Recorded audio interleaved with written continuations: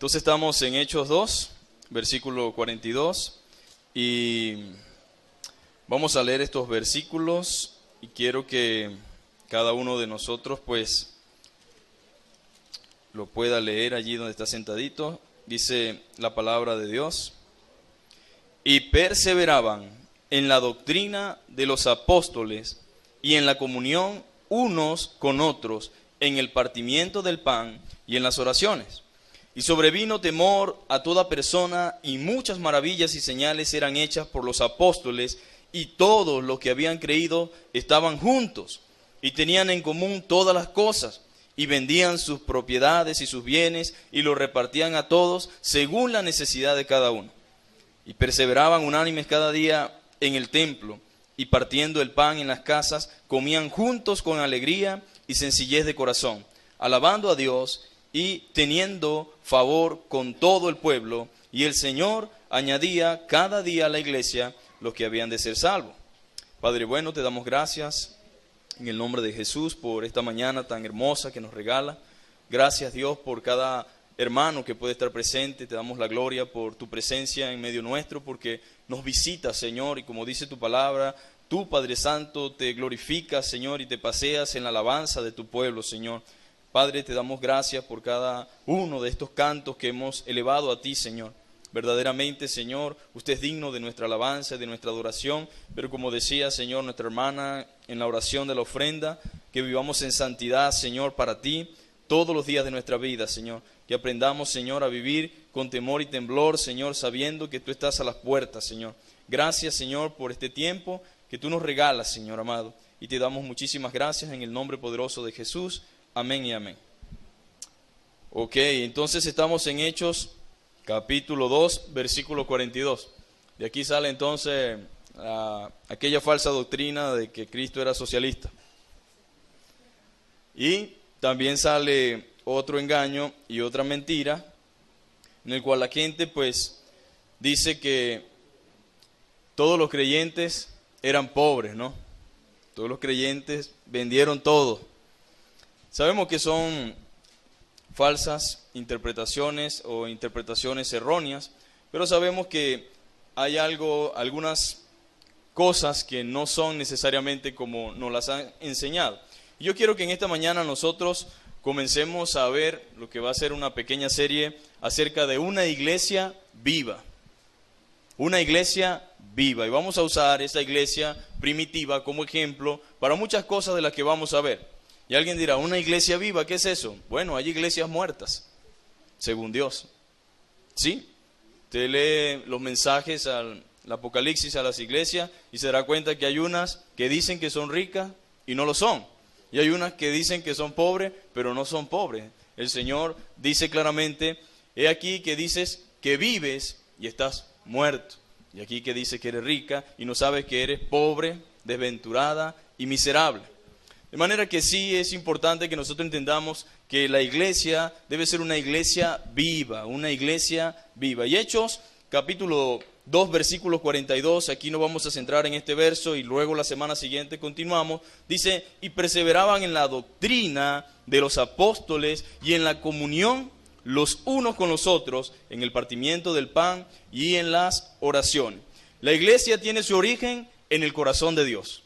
Hay que dejar claro que la iglesia no fue un invento de los hombres. Tiene su origen en el corazón de Dios y fue Dios mismo quien instituyó la iglesia, fue la voluntad divina quien nos rescató y redimió para levantar un pueblo santo y celoso de buenas obras. Eso es lo que la Biblia enseña. La iglesia ha sido el instrumento divino mediante el cual Él lleva su plan de redención en el mundo. Tiene propósito la iglesia. Así lleva Dios a cabo su plan de redención en el mundo. De hecho, este es el propósito de su iglesia. Primera de Pedro, capítulo 2, versículo 9 dice, mas vosotros sois linaje escogido, real sacerdocio, nación santa, pueblo adquirido por Dios, para que anuncies las virtudes de aquel que os llamó de las tinieblas a su luz admirable. Esta es una gran verdad que todos los creyentes debemos tener en común y compartir. Esta es una gran verdad y todos debemos tenerla en común. La iglesia es una comunidad fundada por Dios. La iglesia es una comunidad fundada por Dios, por nuestro Señor Jesucristo, para llevar un mensaje al mundo. Para llevar un mensaje al mundo en el que estamos. La iglesia es imperfecta, pero enriquecida, y santa y en proceso de santificación. Quiero que tengamos claro eso porque vamos a hablar de una iglesia viva y quiero que entendamos qué es una iglesia. Quiero que comprendamos qué es una iglesia. La iglesia tiene un enfoque claro en Dios. La iglesia no anda caminando por allí sin rumbo, sin dirección, como algunos piensan, ¿no? Yo no sé, yo siempre les digo a ustedes, ¿dónde está su misión y visión, no? La gente pregunta, ¿cuál es la misión y visión de la iglesia? Como que si los hombres dentro de la iglesia tienen que inventar una misión nueva para la congregación. No, la iglesia tiene una misión y tiene una visión clara porque es revelada por medio de las Escrituras. Dios ya tiene de antemano, de antes de fundar su iglesia, un propósito con ella. La iglesia no está aquí a la deriva pensando qué hacer o mirándose uno a otro, ¿qué haremos ahora? No, la iglesia tiene, por medio de las Escrituras y por voluntad divina, un propósito firme y una dirección clara hacia dónde se dirige. Tiene un claro enfoque en Dios, tiene un propósito, tiene una meta, que por cierto es muy distinto al que tienen las iglesias en el día de hoy. Hay que aclarar que cuando yo siempre me gusta decir las iglesias del día de hoy, pero voy a aclarar algo, porque a veces la gente dice, está hablando de donde yo vengo, está hablando de donde yo salgo. Yo no estoy hablando de nadie en específico. Cuando digo la iglesia en el día de hoy, me refiero a la triste realidad en la que muchos lugares se encuentran, pero no tiene un nombre específico. Cuando digo los falsos maestros, porque algunos piensan también que va dirigido hacia una persona en específico. Los falsos maestros son los que están aquí, los que están fuera de Venezuela, los que están en cualquier parte del mundo. Cuando digo esto, no estoy diciéndolo de manera despectiva o mirando con odio a ningún tipo de estos personajes. Solamente se tiene que decir la verdad. Y es la realidad. Entonces la iglesia sí tiene un enfoque claro. Tiene una dirección correcta hacia dónde dirigirse y cómo caminar hasta el día en que Cristo retorne por su iglesia. Dios tiene un propósito, claro, que por cierto entonces es muy distinto al de la iglesia en el día de hoy. El propósito de la iglesia es mucho más que crecer en número. Es triste, pero la iglesia tiene un propósito más profundo que crecer en número. Bueno, mire, es muy fácil llenar un lugar. Es muy fácil. ¿Qué quiere la gente? Se lo damos y ahí llega sola la gente. Eso no es muy complicado, como algunos piensan. Pero la idea de la iglesia y su propósito es mucho más profundo. Claro, la Biblia dice que se añadían cada día los que habían de ser salvos, ¿sí o no? Y la idea de una iglesia no es que empiece un pastor y se quede solo. No, la idea es que la iglesia crezca. Pero es más profundo que preocuparse solamente por crecer en números. Es algo más profundo que eso. Más profundo. Es más profundo que solamente reunirse. Nos congregamos porque la Biblia nos exhorta y nos llama a no dejarnos de congregarnos como algunos tienen por costumbre. Y la Biblia enseña que todos los creyentes en todo lugar del mundo se reunían y se reúnen. Por esa razón también nos reunimos. Pero es mucho más que eso. Es más que venir a adorar y a cantar. Aunque esto forma parte también de la iglesia. Algunos han estado en ambos extremos de decir que solamente la predicación es importante. Conozco un pastor que una vez me dijo, estaba preocupado por la alabanza y la adoración y me dice, bueno, realmente la música trae muchos problemas en todo lugar. Y para mí lo más importante es la predicación del evangelio, de manera que lo vamos a seguir dejando así como está. Bueno, la cosa es más profunda que solamente cantar y adorar, aunque eso sea parte de la iglesia. Es mucho más profunda. No es solamente venir a adorar y cantar. No es solamente eso. Tiene otro propósito más profundo. La iglesia está llena de historia. Si uno comienza a ver el libro de Hechos se dará cuenta de muchas cosas. Pero incluso la iglesia, que no está aquí toda registrada durante la historia, está llena de tantas cosas, de historia, de sus inicios. Vamos a encontrar grandes ejemplos y también vamos a encontrar malos ejemplos, tanto buenos como malos. Y como en todas las épocas, encontraremos la iglesia que quiere agradar y obedecer al Señor y aquella a lo cual solamente le preocupa su propia gloria terrenal. Así de sencillo.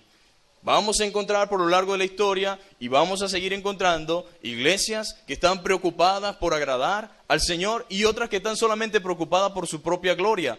terrenal y humana, por el impulso, por el alcance, por la influencia que puedan tener en el lugar donde están. Eso siempre lo vamos a encontrar, por lo cual tampoco es una excusa para que muchos cristianos sigan en ciertos lugares diciendo, es que hoy en día no hay iglesias. Hoy en día no hay donde congregarse, es cierto, es muy complicado en el día de hoy. Pero como hablábamos ayer los caballeros, tenemos un Dios que responde, ¿sí o no? Y cuando oramos y queremos hacer su voluntad, Él nos guía, Él nos dirige, incluso nos revela cuál es su voluntad. Ya sea por medio de su palabra o por medio de la oración, pero Él se glorifica cuando verdaderamente queremos. Y yo siempre le digo a los hermanos, es como el que está enfermo. El que está enfermo va al médico, ¿sí o no? Y si el médico le dice una locura, él no va para más ningún otro médico. ¿O qué hace la persona? Comienza a buscar desesperadamente una solución para su enfermedad. Comienza a indagar sobre este, y empieza a preguntar sobre el médico si es bueno o no es bueno, a ver qué dice el resto sobre ese médico, pero él está interesado en su salud.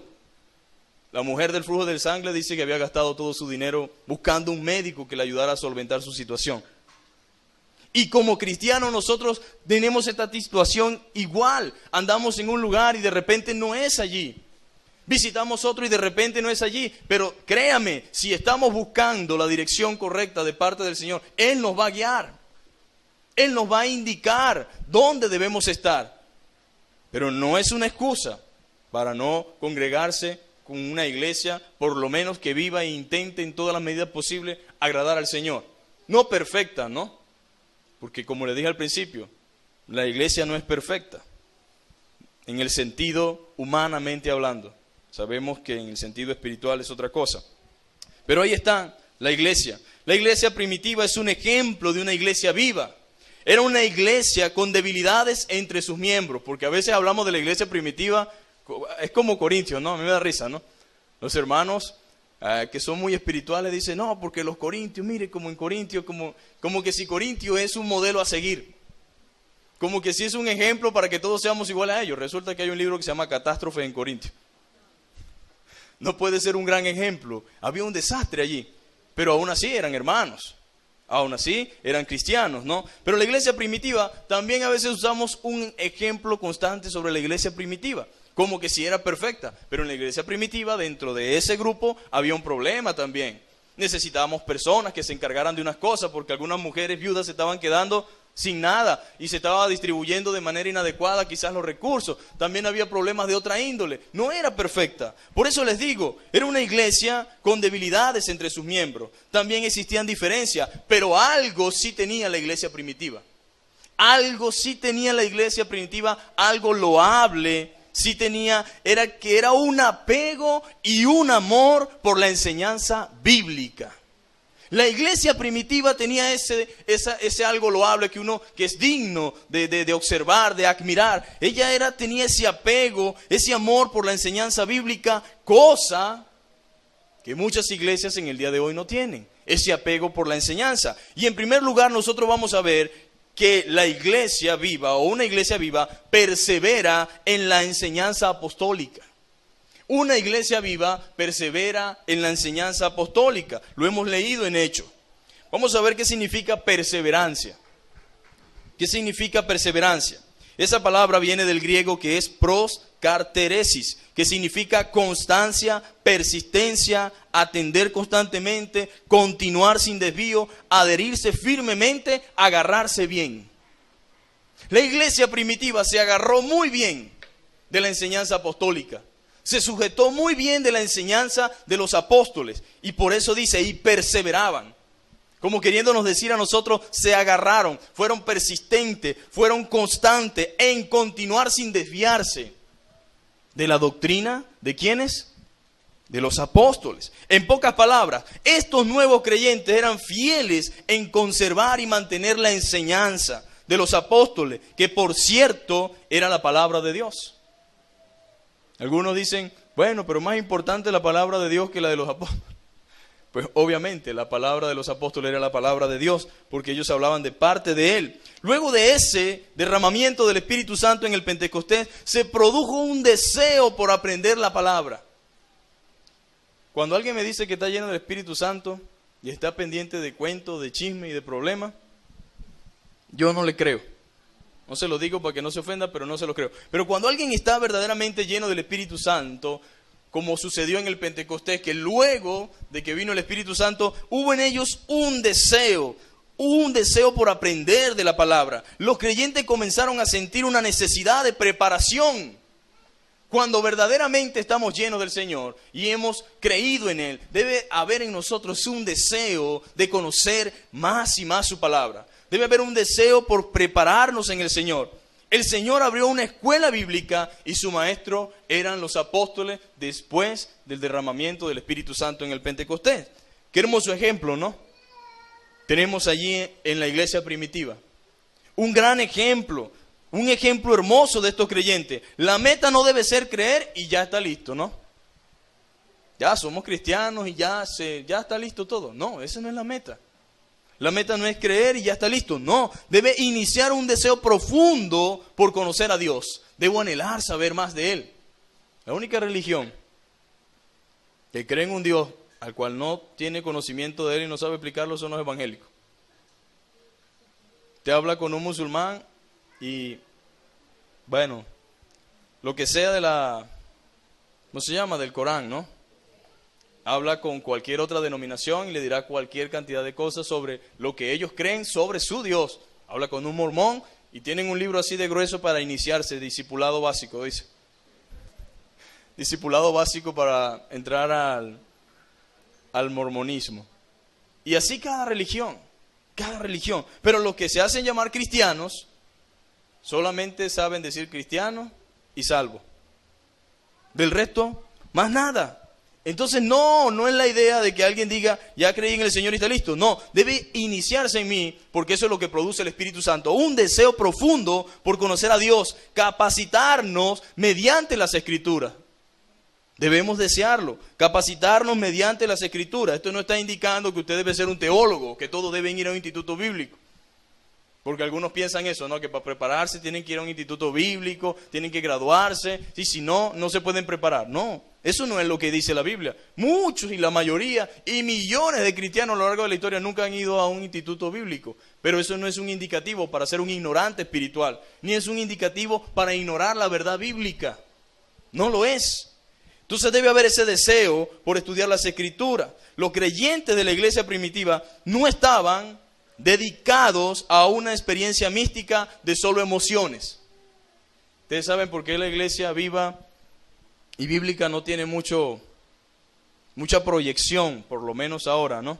Porque a la gente le gusta más las emociones, le gusta más lo que va directo a la mente, le gusta más lo que va directo a las emociones, lo que no requiere ningún esfuerzo.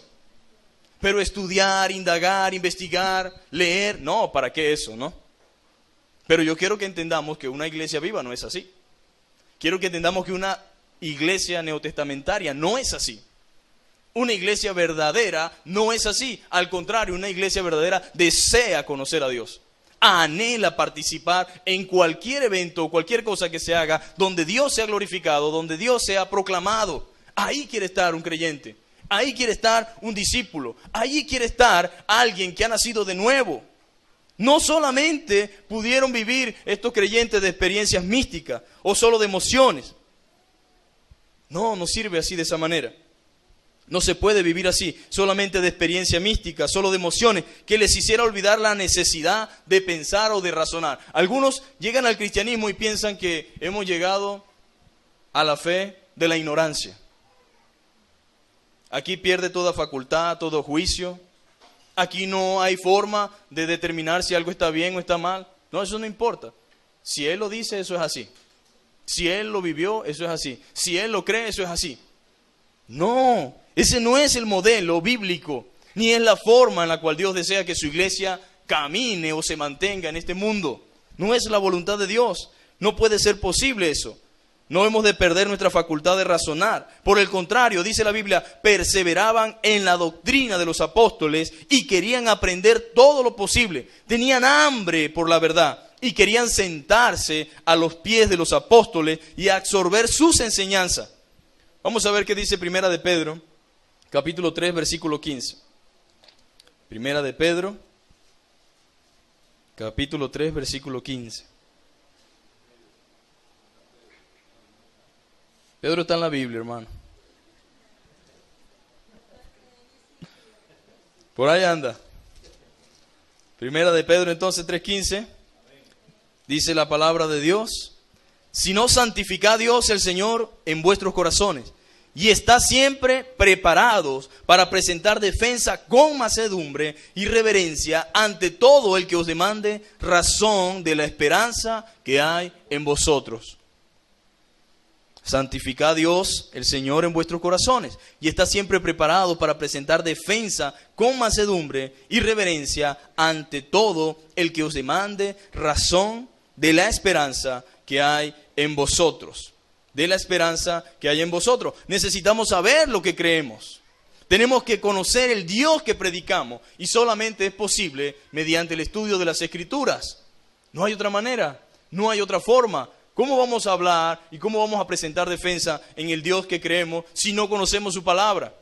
Si no nos dedicamos a leer las Escrituras, si no pasamos tiempo en su palabra, no podremos decir nada.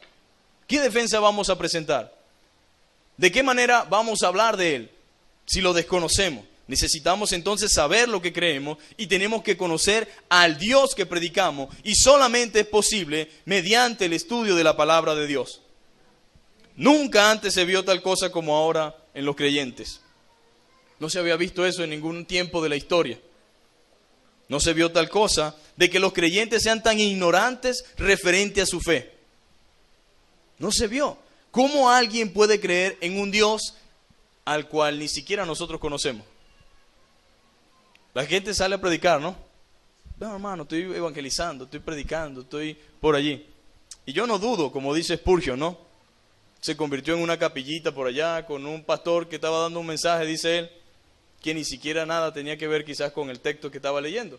Pero el Señor usó esa predicación y él conoció al Señor. Pero lo que quiero decir, no todo el tiempo nos vamos a encontrar con ese tipo de personas que acepta cualquier respuesta, ¿no? Que acepta cualquier dicho de mi boca, que puedo decir cualquier cosa y ya es suficiente. No, nosotros debemos conocer al Dios que predicamos y debemos saber en quién hemos creído. Necesitamos saberlo, y solamente es posible mediante el estudio de la palabra de Dios. En segundo lugar, una iglesia viva se deleita en la palabra. Una iglesia viva se deleita en la palabra de Dios. Siempre ha sido un deleite para los hijos de Dios meditar en su palabra. El Salmo capítulo 1, versículo 2, ¿qué dice? Sino que en la ley de Jehová está su delicia, y en su ley medita de día y de noche. ¿Dónde debería estar el deleite de los cristianos? En su palabra. Yo no estoy diciendo aquí que usted sale de aquí del servicio y está en su casa y usted no hace más nada, ni tampoco en el extremismo de que usted no puede escuchar cualquier otra cosa si no está todo el día escuchando predicar. No, yo no estoy diciendo eso. Pero sí es cierto que un cristiano debe hallar su deleite en la palabra de Dios. Debe hallar su deleite en la Biblia. Y el Salmo capítulo 1 versículo 2 lo dice. Sino que en la ley de Jehová está su delicia, y en su ley medita algunas veces. De domingo en domingo. De encuentro en encuentro. De conferencia en conferencia. Dice, en su ley medita de día y de noche. En su ley medita de día y de noche. La letra mata, dicen algunos por allí, ¿no? Pero el Espíritu vivifica, varón. Puros coros de fuego. Pero la letra mata. La letra mata. Pero realmente lo que mata a la iglesia es la ignorancia. Lo que mata a una iglesia no es la letra, es la falta de letra. La ignorancia es lo que mata. Todo lo que vemos en el día de hoy dentro de la iglesia es ignorancia bíblica. Llámese como se llame.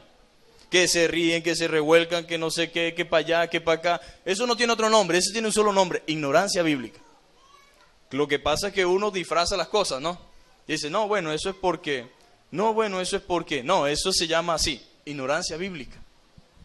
Ciertamente, los líderes tienen una responsabilidad. Pero yo quiero que ustedes entiendan algo. Una iglesia no es el pastor solamente. Una iglesia no es los maestros solamente, una iglesia somos todos. La iglesia y la comunidad por la cual Cristo pagó y compró para instituir su iglesia, somos todos y cada uno de nosotros. No es posible que no haya preocupación en ninguno de los miembros de esa comunidad. La Biblia dice, y perseveraban todos unánimes. Tenían en común todas las cosas. Y en ese común no era solamente la repartición, ¿no? Ay, hermano, teníamos en común todas las cosas, usted debe darme también. ¿Por qué no dice, deme doctrina, deme enseñanza? Hermano, intrúyame.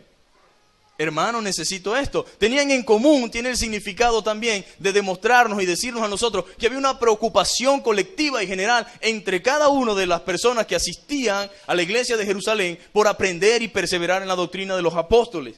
Había ese deseo, había ese anhelo por perseverar. Entonces Oseas 4, capítulo 6 dice que su pueblo pereció y fue destruido porque le faltó conocimiento. Por cuanto desechaste el conocimiento, yo te echaré del sacerdocio, y porque olvidaste la ley de tu Dios, también yo me olvidaré de tus hijos. La ignorancia no mata al hombre, decía un filósofo, ¿no? Pero tampoco lo defiende. La ignorancia no mata, tenga entendido eso, pero no defiende a nadie. Y como iglesia y como cristiano primeramente, usted debe tener esa responsabilidad y ese deseo de ser una iglesia viva, de ser un cristiano que vive en la palabra, un cristiano que vive en la verdad, porque todo lo que usted dice que está mal y que no quiere ver es resultado de falta de Biblia, falta de oír la palabra de Dios, falta de escuchar el mensaje de la palabra de Dios, falta de escuchar la sana doctrina. Ese es el gran problema. El Espíritu Santo está en contra del antiintelectualismo, ¿no? No, ¿para qué nos vamos a preparar? ¿Para qué vamos a estudiar? ¿Para qué vamos a estar nosotros leyendo esto y para qué vamos a estar leyendo aquello? No, eso lo revela todo el Espíritu Santo. Vaya a un examen como cristiano sin estudiar y me dice si el Espíritu Santo le sopló el examen, ¿no? Es como un soplo, dicen algunos. Y la Biblia dice, hermano, también en Mateo, que no nos preocupemos qué vamos a decir ni nada. Allí llegan las palabras solas. Bueno, si usted va a un examen sin preparación, sin preocupación, créame que no va a haber nadie quien le diga. El Espíritu Santo lo que puede decir es flojo, sinvergüenza, perezoso, pero nunca el mensaje que necesita plasmar allí en su hoja. No, porque no existe tal cosa. El Espíritu Santo está en contra del antiintelectualismo. ¿Qué quiere decir esto? Él está en contra de las personas que no desean por ningún medio ni por ningún motivo prepararse ni estudiar las Escrituras. El Espíritu de Dios es espíritu de verdad. El Espíritu de Dios es espíritu de verdad. San Juan capítulo 16, versículo 13. Pero cuando venga el Espíritu de verdad, Él los guiará a toda verdad. Cuando venga el Espíritu de verdad, Él los guiará a toda verdad. Porque no hablará por su propia cuenta, sino que hablará todo lo que oyere y os hará saber las cosas que habrán de venir. Por tanto, su deseo es llevar al creyente al conocimiento de la verdad. Si Él es espíritu de verdad, su deseo es llevar al creyente al conocimiento de la verdad. Si queremos estar llenos del Espíritu, su verdad será importante para nosotros, ¿sí o no? Si realmente queremos estar llenos del Espíritu. Cuando alguien está lleno del Espíritu verdaderamente, anhelará el estudio de las Escrituras y escuchar la palabra de Dios. Eso es lo que va a desear. El que está lleno del Espíritu desea eso, no puede desear otra cosa. Porque el que anda en la carne piensa en las cosas, pero el que anda en el Espíritu piensa en las cosas. Y la carne y el Espíritu dice que se oponen, ¿sí o no? Se opone para que no hagáis. Entonces no podemos creernos esa mentira.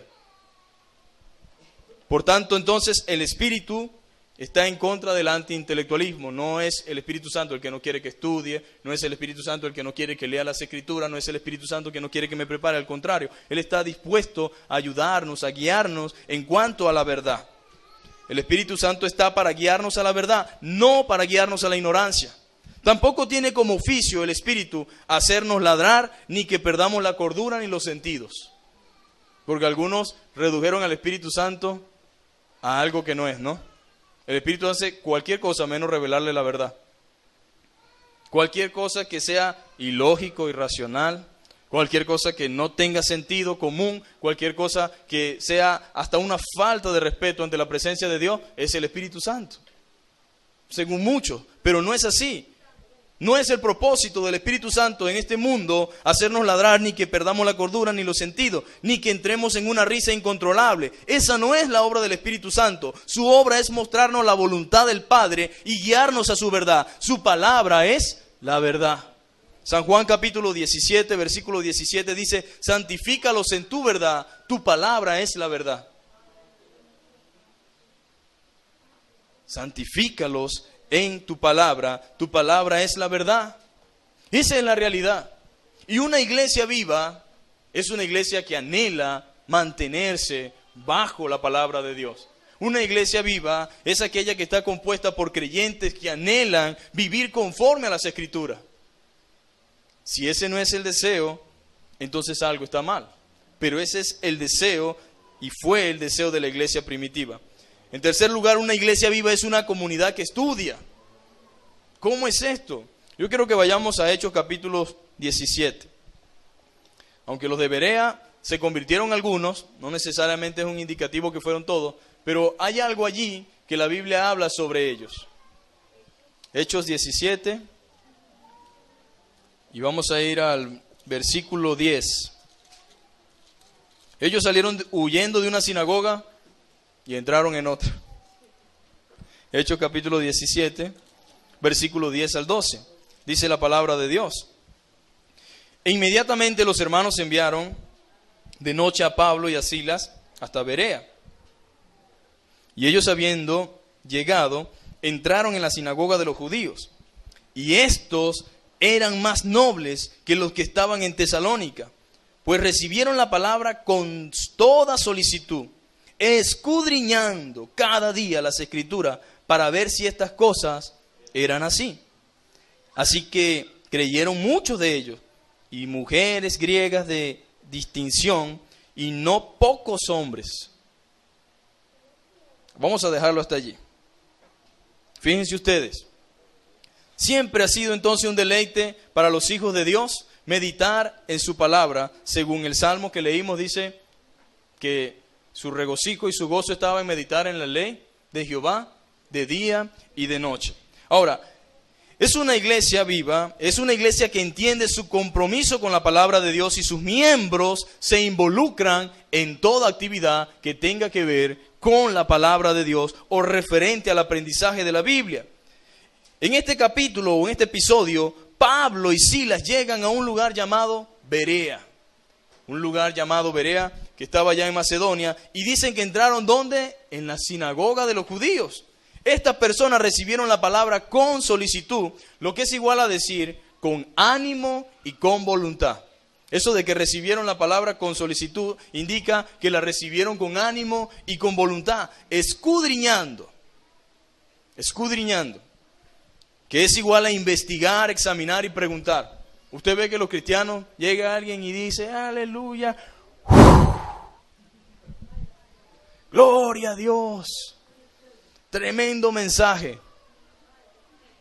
No hubo nada cuestionable, ahí no se dijo nada. Claro, si no conoce la Biblia, entonces el que es espiritual y el que conoce la Biblia, y bueno, ¿qué puede hacer? Tiene que decir lo que sabe, ¿no? Oye, eso no me parece. Tú siempre lo criticas todo. Eso no está bien. ¿Y quién eres tú para decir si está bien o está mal? Ya te pusieron a ti por juez para juzgar a una persona o juzgar a otra. Es lo primero que viene. ¿Cómo se llama eso? Tiene una apariencia espiritual, pero no es espiritual. Eso no es espiritualidad. No confundan espiritualidad con aquella gente que siempre anda en el espíritu y ve todas las cosas desde otra dimensión. Lo que pasa es que tú lo ves de esa manera. Lo que pasa es que tú, no hay mucha forma de ver ciertas cosas. Uno tiene que ver las cosas bajo el lente de la Escritura. Y todos deberíamos ver lo mismo. Pero el problema es que si usted no está usando los lentes, que es la palabra de Dios, si usted no se está poniendo la Biblia como el filtro para medir las cosas, usted va a ver muchas cosas que le parecen buenas. Usted va a ver muchas cosas que le parecen chéveres. Usted va a ver muchas cosas que le agradan. Pero no necesariamente es la voluntad de Dios. Y no necesariamente tiene que ver con lo que Dios desea que veamos. Ahora, ¿por qué sacamos a relucir a los de Berea? ¿O por qué los quiero traer aquí? Porque verdaderamente una iglesia necesita hacer esto que hicieron ellos. Y fíjense que la Biblia le da un calificativo de loable. Recibieron la palabra con solicitud, pero también dice escudriñando. Jesucristo recomendó eso. Escudriñen las Escrituras. Jesucristo lo exhortó o animó por lo menos a hacer eso, a investigar, a examinar y a preguntar. Y dice que lo hacían cada día.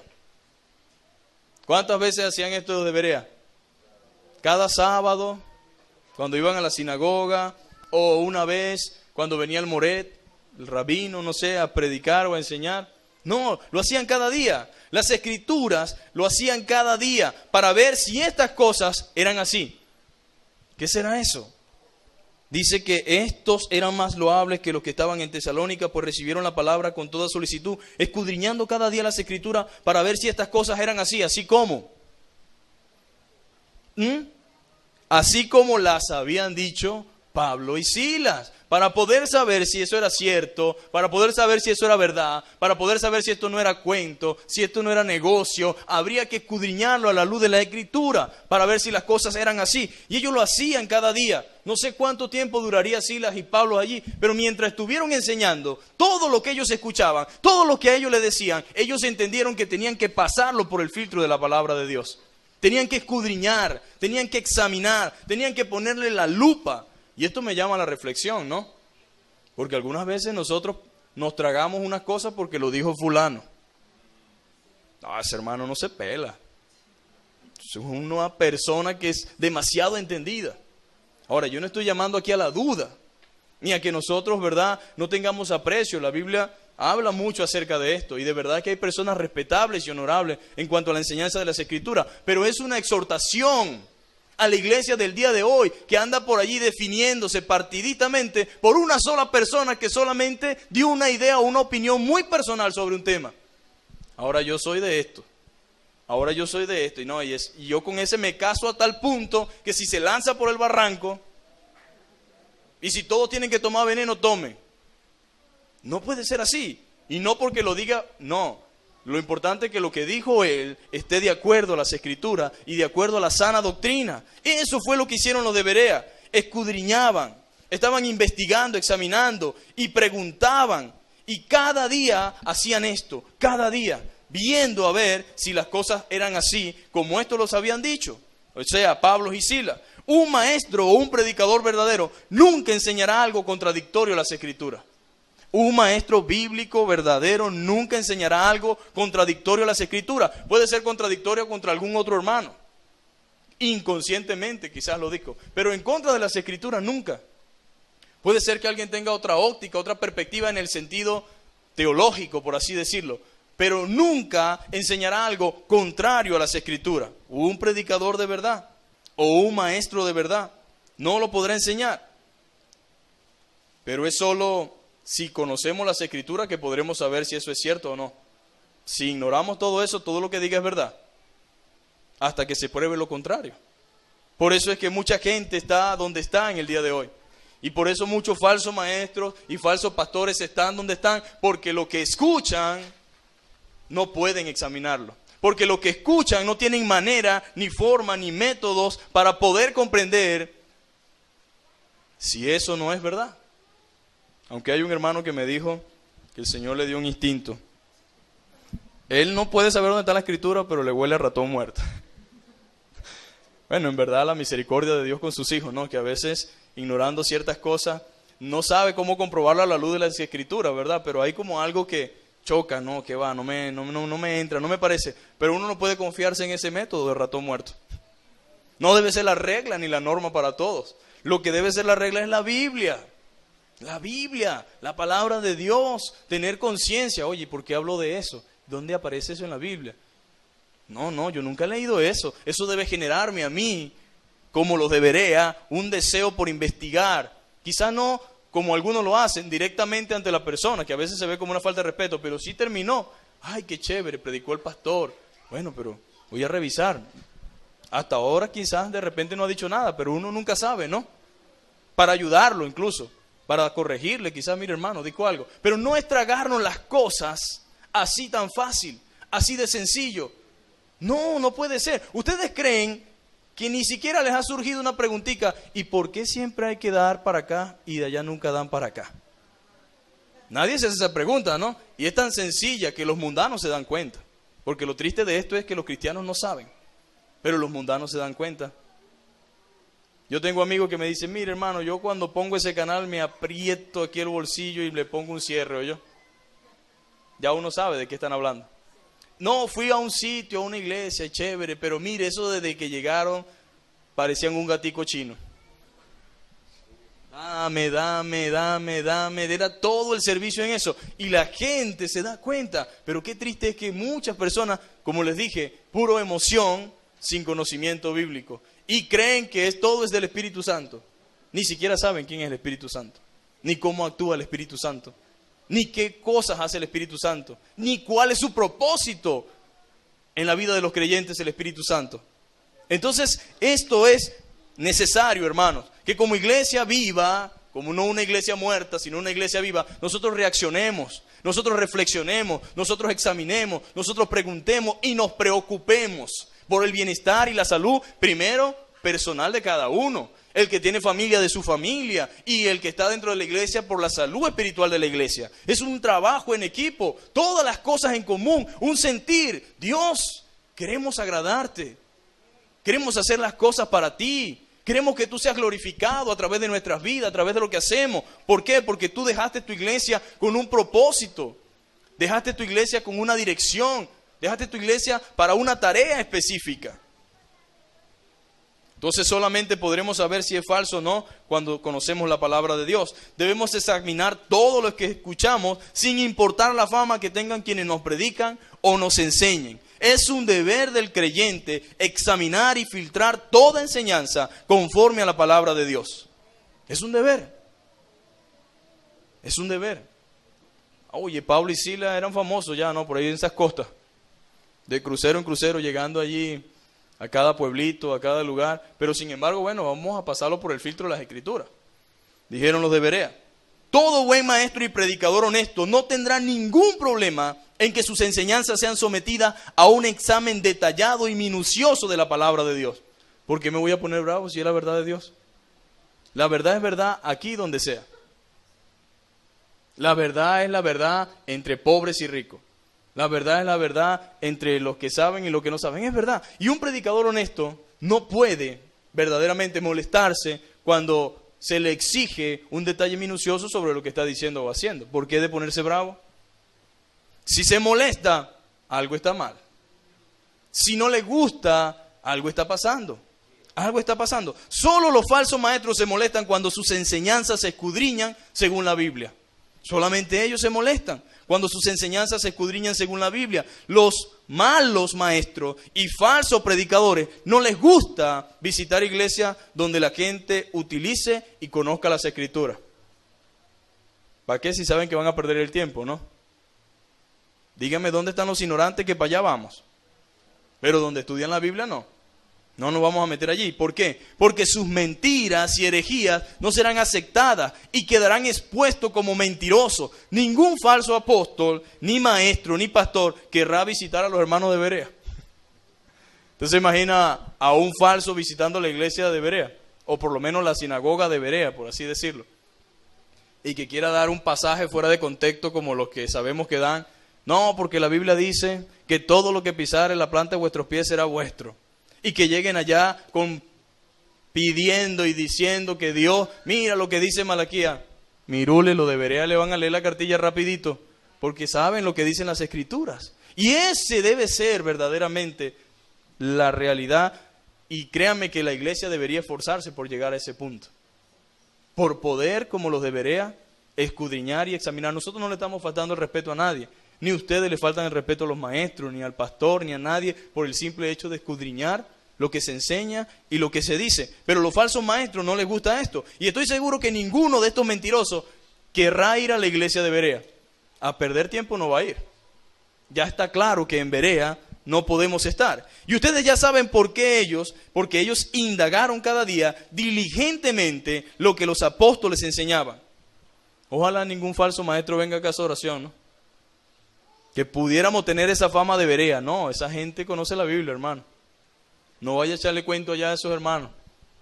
Ojalá que pudiéramos verdaderamente tener esa fama de gente que ama las Escrituras y que estudia la palabra de Dios, aunque eso traiga consecuencias, ¿no? Porque esto no está de moda en el día de hoy. Si eres una persona que quiere filtrarlo todo por la palabra de Dios, tú lo que eres un legalista, chico. Tú eres un legalista, tú no has entendido que los tiempos han cambiado, tú lo que eres un religioso y un fariseo. ¿A dónde ha visto usted que las personas que quieran hacer la voluntad de Dios son fariseos? Sí, porque tú eres como un fariseo, quieren estar siempre... Bueno, si esa es la consecuencia, pues vamos a tener que asumirla. Si esa es la situación que se nos va a presentar por querer ser una iglesia viva, pues vamos a tener que hacerla. Porque no nos vamos a dejar amedrentar por tamaño, por comodidad, por el alcance, por la proyección, ni por la radio, ni por la televisión. No, es aquí que ustedes dicen que están vivos y están muertos. Es aquí que ustedes dicen que son ricos y son pobres, miserables y desventurados. No importa eso, hermano. No importa eso. Lo importante es qué dice las Escrituras y cuál es la enseñanza y el fundamento de los apóstoles. Y ahí permanecer y allí mantenernos en esa doctrina, perseverando en la doctrina de ¿quiénes? De los apóstoles. Perseverando allí en la doctrina de los apóstoles. Entonces, esa es la consecuencia. Los falsos pastores y los falsos maestros los llaman religiosos cuando la gente busca ser bíblica y conforme a las Escrituras. Lo ven mal. Y bueno, el tiempo llegó. A lo malo llaman bueno y a lo bueno llaman malo. Sí, esa es la realidad. Ahora, un cristiano consagrado, ¿cómo se llama un cristiano consagrado ahora? Un fanático, un extremista. Ahora la santidad es pecado. Ahora santidad tiene que tener otro nombre ahora. Entonces, ahí estamos en esa situación. Y yo creo que una iglesia viva debe entender esto. Y si una iglesia quiere honrar a Dios, glorificar a Dios y agradar a Dios, pues tiene que asumir todo lo que el combo trae. De en vano no dice la Biblia, el que quiere venir en pos de mí, debe negarse a sí mismo. Tomar su cruz, algunas veces, como dice, cada día. No es fácil, pero es lo mejor. Es lo mejor. Entonces la gente busca ser bíblica conforme a las Escrituras, lo ven mal, lo ven como un legalista, pero sabemos que ese término no es el adecuado. Eso está fuera de contexto, eso no es lo que la Biblia quiere decir para llamar a una persona en ese sentido. Porque lo que indica es que estamos perseverando en la doctrina de los apóstoles. Porque muchas iglesias están como están porque no están perseverando en la doctrina de los apóstoles. Así de sencillo. Cuando cambiaron el fundamento de la palabra de Dios, por lo que los hombres pueden decir, ahí estuvo el error. Allí comenzó el descenso. Entonces muchas iglesias están como están porque no están perseverando en la doctrina de los apóstoles. Bueno, perdón. Sí están perseverando en la doctrina de los apóstoles, pero no en la de los apóstoles bíblicos, ¿no? Pero están perseverando en la doctrina de los apóstoles. Solamente que no son los apóstoles de la Biblia, pero están perseverando en esa doctrina. Están allí, en la doctrina de los apóstoles. El llamado es a perseverar en la doctrina de los apóstoles, pero en este caso de los apóstoles bíblicos, a perseverar en esa doctrina. ¿A qué? A que sea la Biblia precisamente lo que gobierne el corazón de cada creyente y reine continuamente dentro de la iglesia. Y es perseverar en la doctrina del Nuevo Testamento. Esta es la única sucesión apostólica que creemos. La continuidad de las enseñanzas del Nuevo Testamento. La continuidad de las enseñanzas del Nuevo Testamento. Una iglesia viva es una iglesia bíblica.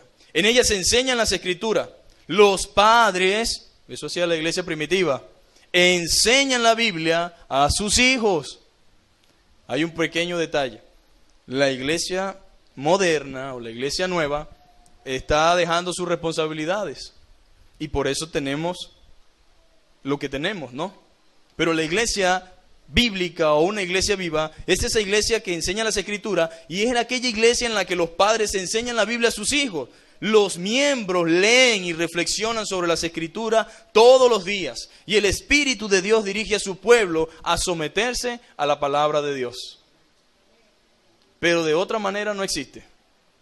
De otra forma es imposible. Y cuando lo hace, esa iglesia se renueva con la presencia poderosa del Espíritu Santo. Cuando lo hace, esa iglesia se renueva con la presencia poderosa del Espíritu Santo. De manera, mis hermanos, que nosotros no podemos, como iglesia, ignorar esta verdad bíblica, ni este gran ejemplo que tenemos en la iglesia primitiva y en este libro de los Hechos. Nosotros debemos mantener eso. Perseverar en la doctrina de los apóstoles. Debemos mantener ese deseo por la preparación, por estudiar las Escrituras. Necesitamos hacerlo. Todas las que están en el error, en algún momento de su vida dejaron de perseverar. Porque le voy a decir una cosa, ciertamente todo es por gracia, ¿no? Sabemos que es por gracia, pero la Biblia nos llama a nosotros, a cada uno en particular, individualmente y como iglesia, a esforzarnos, nos manda a guardarnos, nos manda a vivir en santidad, nos manda a apartarnos, nos manda a buscar. Cada uno de nosotros debe entender eso. Y necesitamos que una de las cosas que la iglesia debe hacer es esforzarse por mantenerse en la doctrina de los apóstoles y los profetas. Mantenerse allí en esa enseñanza bíblica, a no vacilar, a no dejarnos desviar, a no dejarnos ir por un camino fácil, a no dejarnos engañar por una oferta barata, sino que podamos permanecer en la doctrina de los apóstoles y de los profetas. Que sea Dios verdaderamente obrando en nosotros. Hay mensajes que uno dice, bueno, Señor, no queda de otra, yo lo voy a hablar, pero a veces son cosas que no gustan y que no tienen ni siquiera popularidad de ningún tipo. Pero hermanos, hemos entendido que tenemos una gran responsabilidad, sobre todo por los que estamos y por los que vengan. Por los que estamos y por los que vengan. No queremos vender algo que no somos y tampoco queremos, ¿verdad?, dar lugar a nada que no sea conforme a la palabra de Dios. Nuestra oración por todos nuestros hermanos, porque hay hermanos, yo siempre digo, Dios está sacando a su pueblo de muchos lugares. De muchos lugares. Un error es pensar que uno es la única iglesia verdadera. No, hay iglesias, Dios siempre es fiel, Dios siempre tiene su pueblo. Y dice que siempre se reserva su rodilla. Aunque todo el mundo se está doblando, ¿verdad? Aunque todo el mundo está torciendo su rodilla ante los ídolos, ante los baales, Dios siempre se está reservando su rodilla por allí. Dice, yo me tengo reservada por allí una rodillita. Cuando pienso que no hay nadie, bueno, le digo al profeta, yo tengo una rodilla reservada por allí, que no se han doblado todavía. Ahora, ¿qué quiero decir con esto? Muchas personas están en esos lugares porque no han tenido la oportunidad de que existan personas que les hablen acerca de la verdad de Dios. Pero debemos orar para que sea Dios proveyendo por cualquier medio posible la oportunidad para ellos, para salir de esos lugares. Todos los que hemos sido testigos de dónde Dios nos ha sacado, estamos agradecidos por habernos dado la verdadera libertad. Como dice la palabra, conocerán la verdad y la verdad es lo que hace libre. Cualquier cosa que no provenga de la verdad hace esclavo a cualquier persona. Esclavos del temor. Son iglesias muy alegres, son muy chéveres, pero la gente vive con temor. Temor que si me voy me maldicen, que me va a venir la plaga de Egipto, que se me vienen no sé qué. Con temor porque si no cumplo con la tarea que me asignaron, porque eso sí tienen una capacidad de envolvimiento a tal punto que los que están involucrados en cualquier trabajo dentro de la iglesia no fallan. Pero no lo hacen para el Señor, como dice la Biblia, con alegría de corazón, sino con miedo a los líderes. Entonces uno dice, eso es libertad, ese es el gozo, esa es la felicidad. No, eso es una esclavitud disfrazada. Vamos a orar entonces en esta mañana, vamos a ponernos de pie y vamos a orar al Señor. Espero que se acuerde entonces, perseverar en la enseñanza apostólica es una de las cosas que hace la iglesia viva. La iglesia viva se deleita en la palabra de Dios y como tercer punto, una iglesia viva es una comunidad que estudia, que está constantemente renovándose y pidiendo al Señor que le muestre su voluntad. Señor, queremos darte gracias en esta hora, Señor, que tú nos permites, Dios, estar en este lugar. Solamente usted conoce, Señor, la intención de los corazones. Solamente usted sabe, Señor, Padre, cuál es la obra, Señor, para la cual su palabra es enviada, Señor. Yo le doy gracias, Señor, porque ciertamente, como decía el apóstol Pablo, Señor, hemos venido aquí en debilidades, Señor, sin excelencia de sabiduría humana, Señor. Ciertamente, Señor, de manera humilde, Señor, con una sola intención, Señor, la gloria de tu nombre, Señor. Te pido, Señor, que esta palabra, Señor, que ha sido predicada, Señor, cumpla su propósito, Señor. Te pido, Señor, que te glorifiques en cada vida, Señor, en cada corazón, que afirme los pasos y los pensamientos de cada uno de los presentes, Señor. Que tú guardes sus vidas, Señor. Que tú aclares sus dudas, Señor. Que tú afirmes, Señor amado, sus pasos, Dios amado. Oh, Señor, rogamos ahora, Señor, por aquellos que conocemos, Señor, pero que no están, Señor, andando conforme a la enseñanza, Señor, de los apóstoles, Señor. Te pedimos por familiares incluso, Señor, que andan en sectas, Señor, que andan, Señor, en falsa doctrina, Señor. Padre, el temor es que no hay tiempo, Señor. Esa es la preocupación, Señor. Que no hay tanto tiempo como parece, Señor.